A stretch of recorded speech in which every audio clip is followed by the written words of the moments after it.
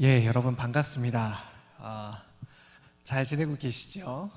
여전히 이렇게 얼굴을 볼 수 없고 또 이렇게 다양한 온라인상에서 여러분들을 만날 수밖에 없어서 아쉽고 또 속상한 마음이 있습니다. 언제든지 교회로 놀러 오십시오, 여러분. 저희가 집합은 안 되지만 개별적인 또 만남은 자유롭게 이루어지고 있으니까요. 예, 언제든지 놀러 오시기 바랍니다. 오늘 말씀을 듣기 전에 저를 따라서 이렇게 한번 외쳐보겠습니다. 한계를 인정하고 하나님의 주권을 인정하라. 예, 지금 예배실에는 저희 예배를 준비하시는 우리 스태프분들만 계신데요. 목소리가 잘 안 들립니다.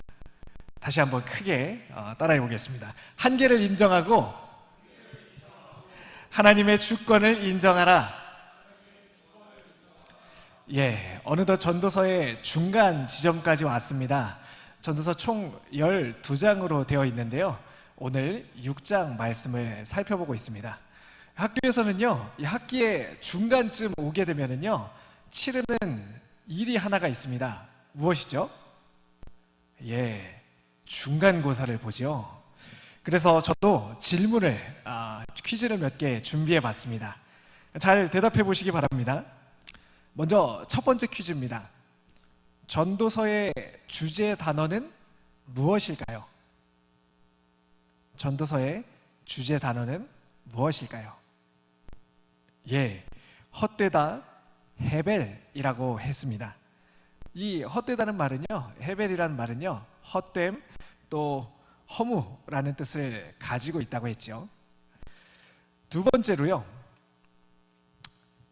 번째 질문인데요. 일상을 허무하게 만드는 세 가지 요소가 있다고 했습니다. 그 세 가지 요소가 무엇이었죠? 예, 식사 불만족이라고 말씀을 드렸죠. 식상함, 그리고 사라짐, 불만족, 이렇게 세 가지 이유 때문에 삶에 있는 많은 것들이 허무해진다라고 말씀을 드렸습니다. 세 번째 마지막 질문인데요. 그럼 이 식사 불만족 세 가지 특징을 가진 일상의 우상 5가지가 있다고 말씀을 드렸는데요. 지난 3주 동안 살펴봤죠. 이 5가지 우상은 무엇일까요?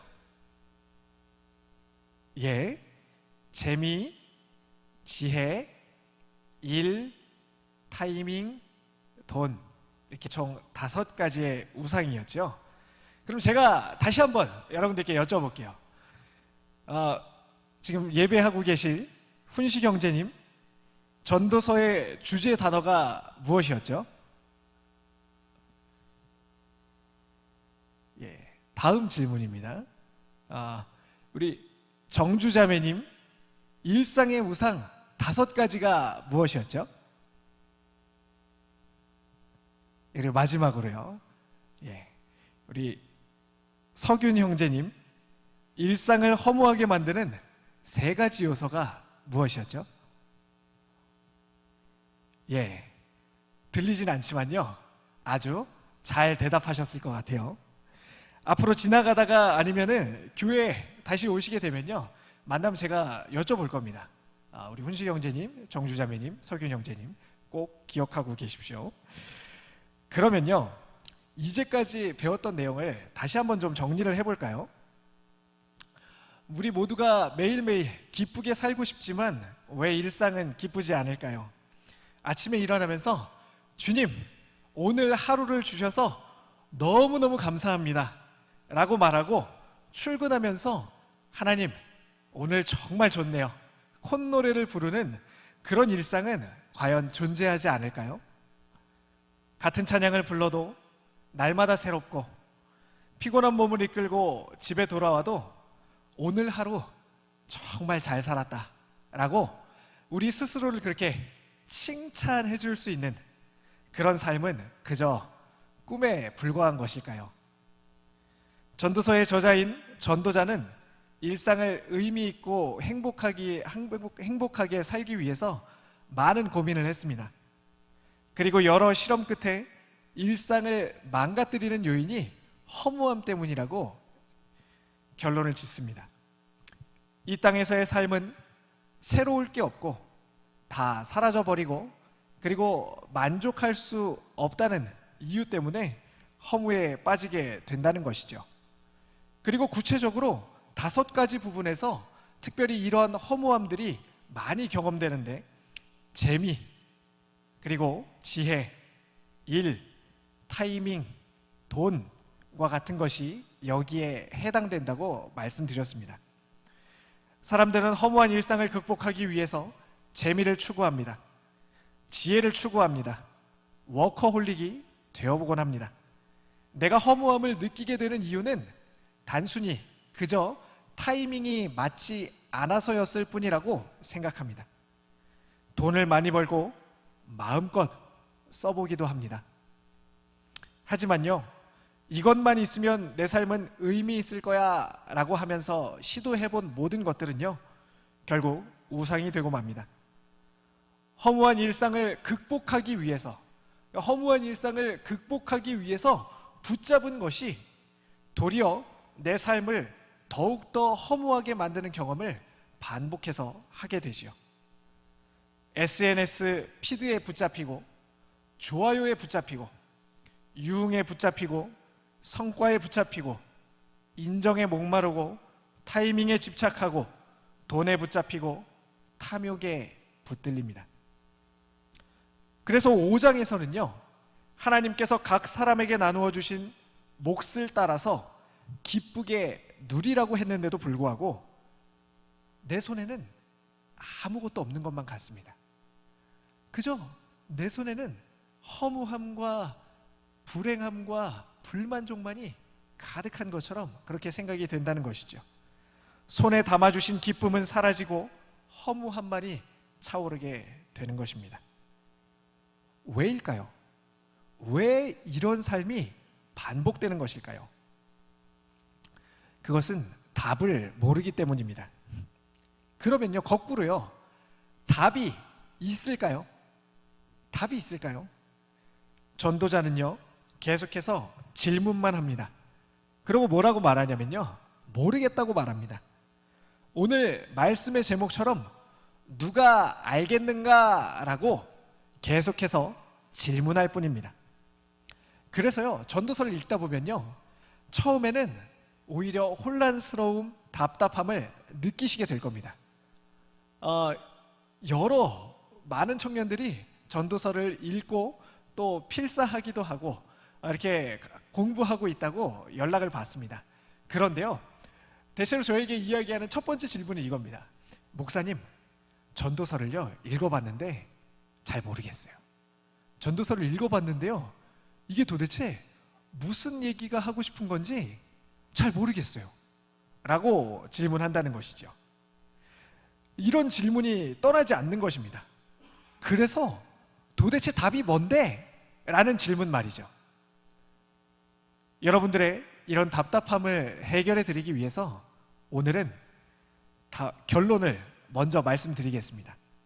저를 따라서 다시 한번 이렇게 고백하겠습니다. 해 위에 답이 있다. 해 위에 답이 있다. 전도서에는요, 반복해서 나타나는 여러 가지 표현들이 있는데요, 그 중에 가장 독특한 표현 중에 하나가 해 아래라는 표현입니다. 전도자는 어떤 사건 그리고 어떤 일을 설명할 때마다요, 이런 말을 앞에 붙입니다. 내가 해 아래에서 일어나는 일을 살펴보니 라고 말하는 것입니다. 그렇습니다. 우리를 당황스럽게 하는 전도서의 질문들은요, 모두 해 아래에 있는 것들입니다. 그리고 해 아래를 살아가고 있는 우리가 답할 수 없는 것들이죠. 마치 큰 호수에 살고 있는 물고기들이요, 어느 날 모여가지고 이야기합니다. 야, 우리 호수에 비가 언제 어떻게 내리는지 너는 혹시 아니? 우리가 그거 언제 비가 내리는지만 알면은 정말 깨끗하고 신선한 물을 우리가 다시 언제 공급받을 수 있는지 알 수 있을 거야. 비가 얼마나 오는지를 우리가 알 수만 있다면은 우리가 어디로 우리의 숨을 곳을 옮겨야 되는지 잘 알 수 있을 거야 라고 이야기한다고 한번 생각해 보시기 바랍니다. 물속에 사는 물고기들은요, 물 밖에서 일어나는 자연의 순환 현상을 알 수 없습니다. 분명히 내 삶과 관련이 있고 직접적인 영향력이 미쳐지는 질문인데도 불구하고요, 알 수 없는 과정이 존재한다는 것입니다. 내 삶에 일어나는 일인데 그 일이 일어나는 것이 감추어진 영역에 있다는 것이죠. 그렇다면요, 물 안에 사는 물고기가 물 밖에 있는 자연 현상에 대한 답을 얻으려면은 어떻게 해야 될까요? 두 가지를 생각해 볼 수가 있습니다. 먼저 첫 번째는요, 이 물고기가 엄청나게 특별한 초능력이 있어서 직접 물 밖으로 나가보지 않아도 다 알게 되는 경우입니다. 요새 이렇게 드라마나 이런 것들을 보면요, 초능력에 대한 이야기들이 많이 나오죠. 마치 이와 같은 초능력이 어느 날 생겨서요, 내게 어떤 일이 일어날지 다 알게 되는 것이죠. 하지만 이런 경우는 불가능하죠. 다른 하나는요, 물고기에게 물 밖에 사는 누군가가 알려주는 것입니다. 앞의 가정보다 사실 이 이야기가 훨씬 더 현실성이 있죠. 여러분, 토끼의 간이라는 설화를 잘 알고 계시죠? 용왕이 어느 날 병이 들었습니다. 그런데 의사가 토끼의 간을 먹으면 나을 수 있다고 합니다. 그래서 신하중 자라를 육지에 보내 토끼를 데려오게 합니다. 용궁으로 온 토끼는요, 붙잡히게 되고요, 지혜를 발휘해서 탈출하게 된다는 내용입니다.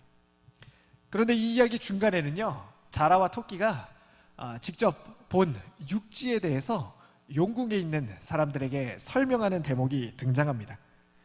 누군가 육지를 다녀오거나 혹은 육지에서 와야지만 용궁에 그 물속에 사는 사람들이, 물속에 사는 존재들이 답을, 육지에 관한 답을 얻을 수 있다는 것입니다. 그렇다면요, 마찬가지로 우리도 해 아래 질문의 답을 해 위에서 찾아야 합니다. 내가 모르는 미래의 일을 보고 있는 존재, 나보다 나를 더 잘 알고 있는 존재, 그리고 내가 없는 그곳에 계신 존재, 하나님으로부터 우리는 답을 찾아야 합니다.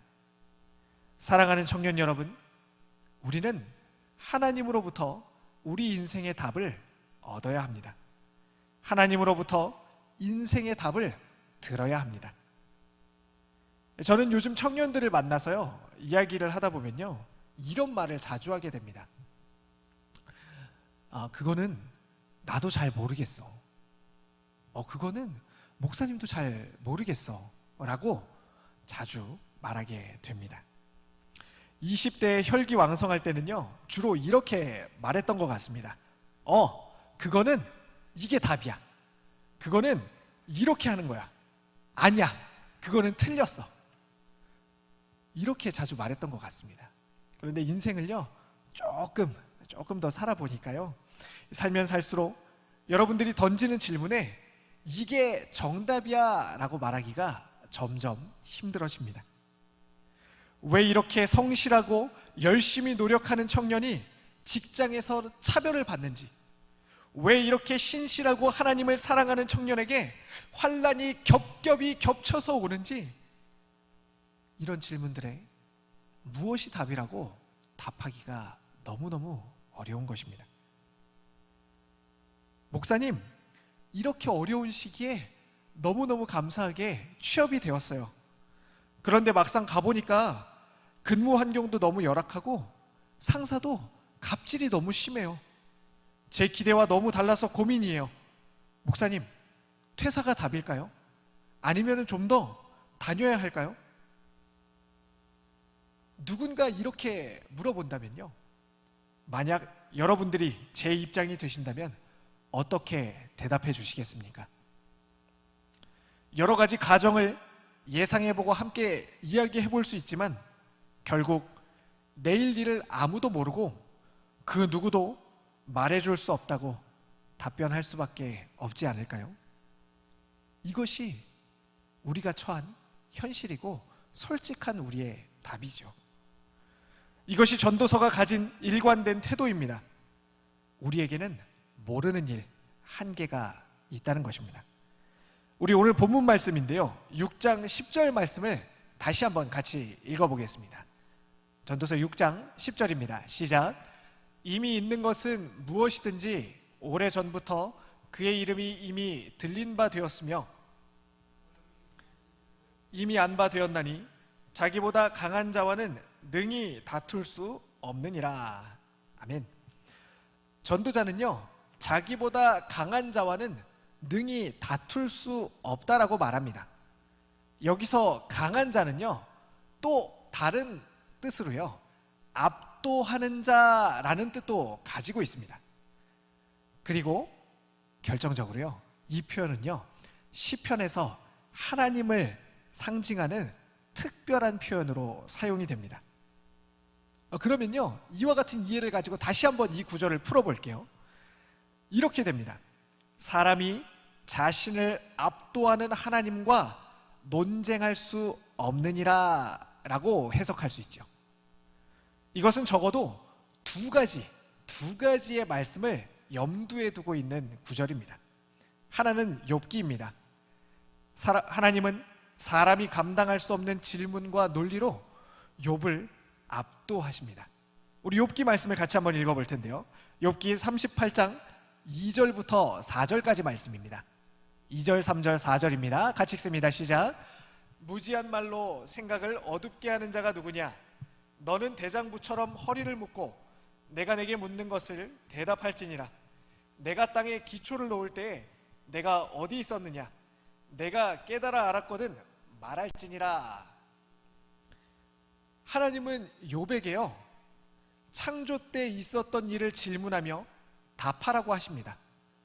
욥은 어떤 상황이냐면요, 의인인데 어느 날 갑자기 영문모를 환난에 처하게 되었습니다. 잘 살고 있었는데요, 갑자기 어려움에 처하게 됐다는 것입니다. 마치 지금 이 시대를 살아가는 우리의 모습과 같죠. 잘 예배하고 있었는데 어느 날 갑자기 코로나가 와서 예배할 수 없게 된 것입니다. 직장 생활을 잘하고 있었는데 어느 날 갑자기 코로나 때문에 인원을 줄여야 된다고 실직하게 된 것입니다. 지금 우리의 삶과 너무나도 비슷하죠. 그런데 이와 같은 삶의 갑작스러운 어려움 앞에서 질문하고 있는 욥에게 하나님 지금 이렇게 말씀하신다는 것입니다. 창조 때 무슨 일이 있었는지 대답하라고 말입니다. 이것은요, 그 정도 수준이 되어야 하나님과 싸움이 된다는 뜻입니다. 또 하나는 이사야입니다. 이사야는 이렇게 말합니다. 이사야 45장 9절 말씀입니다. 같이 읽습니다. 시작. 질그릇 조각 중 한 조각 같은 자가 자기를 지으신 이와 더불어 다툴진대 화 있을진저 진흙이 토기장이에게 너는 무엇을 만드느냐? 또는 내가 만든 것이 그는 손이 없이 없다 말할 수 있겠느냐? 아멘. 이사야는 창조자와 피조물 사이에 엄청난 간극이 있다고 말합니다. 토기장이와 만들어진 그릇과 같은 차이가 하나님과 우리의 사이에 있다고 말합니다. 반면 전도서는요, 창조주 하나님과 달리 피조물은 6장 10절 말씀을 같이 한번 살펴보겠습니다. 6장 10절입니다. 다시 한번 같이 읽어보겠습니다. 시작. 이미 있는 것은 무엇이든지 오래전부터 그의 이름이 불린 바 되었으며 사람이 무엇인지도 이미 안 바 되었나니 자기보다 강한 자와는 능히 다툴 수 없느니라. 말씀을 잠깐 띄워주시고요, 이미 그 이름을 가진 것이라고 말하는 것은요, 사람을 이야기합니다. 사람은요, 그 이름을 가진 것으로 그 이름을 가지고 살아본 어제나 그 이름을 가지고 살고 있는 오늘이 크게 다르지 않다는 겁니다. 지성률이라는 이름을 가지고 산 어제와 지성률이라는 이름을 가지고 살고 있는 오늘이 그렇게 다르지 않다는 겁니다. 그리고 그게 크게 같지 않다는 것은 알고 있지만 미래는 감추어져 있다라고 말합니다. 지성률이라는 이름을 가진 사람이 내일 이 땅에 존재하고 있을지, 아니면 하나님의 부르심을 받아 저 천국에 있을지 모른다는 것이죠. 살아왔고 살고 있는 데까지만 우리에게 허락되었다는 것입니다. 특히 본문에는요, 존재하다, 있다, 되다와 같은 단어를 사람을 일컫는 말인 아담이라는 말과 같이 묶어서 사용합니다. 여기서 아담이라는 단어의 어근은요, 땅이라는 말과 그 뿌리를 같이 합니다. 이렇듯 전도자가 사람을 바라보는 관점은요, 바로 땅에 속한 존재입니다. 여기에 바로 오늘 우리가 하고 있는 질문에 답이 있습니다. 이 땅에서의 풀리지 않는 수많은 질문들과 반복되는 일상의 허무함, 그리고 하나님을 사랑하면서도 우상에 사로잡히는 우리 자신의 모순이 과연 어떻게 설명될 수 있을까요? 이 모순에 우리는 어떻게 답할 수 있을까요? 전도서를 공부하다 보니까요, 알게 되었습니다. 그것은 바로 바른 정체성이 있어야 한다는 것입니다. 땅에 속한 사람은 흙을 빚어 사람을 만드신 창조자 하나님께로부터 비롯된 존재입니다. 따라서 우리의 삶, 우리의 일상은 하나님 의존적이 되어야지만 비로소 바르게 그 의미를 찾아낼 수 있습니다. 하나님에 비추어야지만 우리의 존재를 바르게 볼 수 있다는 것입니다. 그리고 여기에 기가 막힌 전도서의 비유가 등장하게 됩니다. 전도서 6장 12절 말씀 같이 한번 읽어보겠습니다. 전도서 6장 12절입니다. 시작. 헛된 생명의 모든 날을 그림자같이 보내는 일평생에 사람에게 무엇이 낙인지를 누가 알며 그 후에 해 아래서 무슨 일이 있을 것을 누가 능히 그에게 고하리요. 그림자 같은 인생. 그림자의 특징이 무엇입니까? 첫 번째로 그림자의 특징은요, 실체가 되는 대상이 없으면요, 그림자도 존재할 수 없습니다. 그리고 그림자의 특징 두 번째는요, 대상의 형체를 보여주지만요, 그러니까 제 그림자는 누구를 닮았을까요? 저를 닮았겠죠. 하지만 빛의 움직임에 따라서요, 작아질 수도 있고 커질 수도 있고 또 보는 각도에 따라서 어떻죠? 다른 모양으로 나타날 수 있다는 것이죠. 세 번째로요, 그림자는 빛이 비추어지는 동안에만 존재할 수 있습니다. 아마 사람의 분명한 의존성을 이보다 더 잘 설명한 비유는 없을 것 같아요. 사람은 하나님을 떠나 하나님의 형상으로 존재할 수 없습니다. 사람은 하나님의 형상을 반영하지만 그 삶의 모양과 형식, 형태는요, 다 각각 다르게 나타납니다. 저의 삶의 모양이 다르고요, 이준희 목사님의 삶의 모양이 다르고요, 병준 형제의 삶의 모양이 다르고요, 수빈 자매의 삶의 모양이 다르고요, 은주 자매님의 삶의 모양이 다르죠. 그리고 사람의 고민과 수고는요, 우리가 하고 있는 수많은 고민들은요, 이 땅에 사는 동안에만 유효합니다. 빛이 비치는 이 땅을 사는 동안에만 유효합니다. 그런데 이렇게 하나님과 잇대어서 하나님과 붙어서 살아야 하는 인간이라는 존재가 하나님이 아닌 다른 우상과 잇대어 살기 때문에 삶이 망가진다고 성경은 말합니다. 해 위의 일을 결코 알 수 없는 재미, 지혜, 일, 타이밍, 돈과 같은 우상들은 우리의 질문에 아무것도 답해 줄 수 없습니다.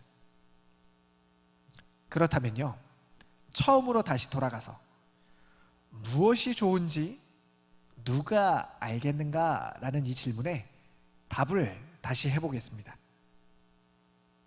이렇게 답할 수 있겠죠. 해 아래를 살고 있는 나는 잘 모르지만 해 위에 계신 하나님께서 아십니다. 나는 잘 모르지만 하나님은 답해 주실 수 있습니다. 라고 답할 수 있겠죠. 그러면요, 마지막으로 한 가지 질문이 더 남는데요. 그러면 하나님이 뭐라고 답하시는데요? 라고 질문할 수 있겠죠. 사랑하는 청년 여러분, 일상을 의미 있고 기쁘고 행복하고 풍성하게 살고 싶은 우리에게 하나님은 뭐라고 답하실까요? 이 질문을 가지고 있는 우리에게 하나님은 과연 무엇이라고 답해 주실까요? 오늘 말씀처럼 너의 정체성을 제대로 알라고 말씀하실 것입니다. 예, 은혜야, 너는 나를 떠나서 살 수 없는 존재야. 너는 내 그림자야 라고 말씀해 주실 것입니다. 또 이렇게 말씀하실 것 같아요.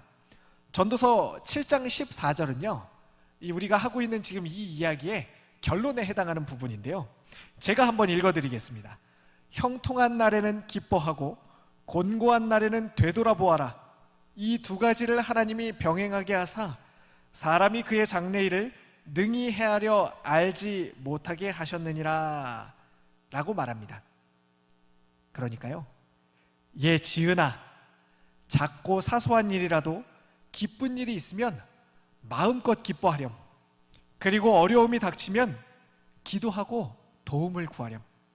머지않아 삶에 드리운 그림자는 토끼가 되어서 들판을 뛰어다니고 그림자 독수리도 되어서 하늘을 날 거란다. 사랑하는 청년 여러분,